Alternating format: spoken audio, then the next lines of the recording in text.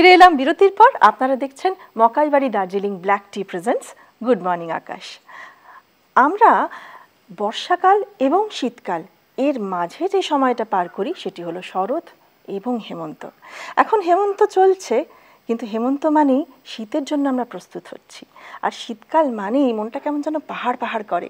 শীতকাল মানেই মনে হয় সকালবেলা চা আমাদের লাগবেই। সেই কারণেই আমাদের হাতে চলে আসে মকাইবাড়ি দার্জিলিং ব্ল্যাক টি। এই চায়ের একটি বিশেষত্ব রয়েছে, এই চায়ের অনেক বিশেষত্ব রয়েছে, যার মধ্যে একটি হলো এটি যেমন সুস্বাদু তেমনি স্বাস্থ্যকর। এর ফ্লেভার এবং অ্যারোমা আমাদের সবসময় তরতাজা রাখে এবং তার সঙ্গে সঙ্গে এর অ্যান্টিঅক্সিডেন্ট প্রপার্টিজ আমাদের শরীরকে করে ডিটক্স, আমাদের রোগ প্রতিরোধ ক্ষমতা বাড়ায়। এই এত কিছু যদি আমরা এই একটা চায়ের মধ্যে পাই, তাহলে কেন আমরা দিনে প্রতিবার প্রতি কাপে এই মকাইবাড়ি দার্জিলিং ব্ল্যাক টি খাবো না? আমরা তো খাবোই, সঙ্গে আপনারাও খাবেন। যতবার চা ততবার মকাইবাড়ি দার্জিলিং ব্ল্যাক টি।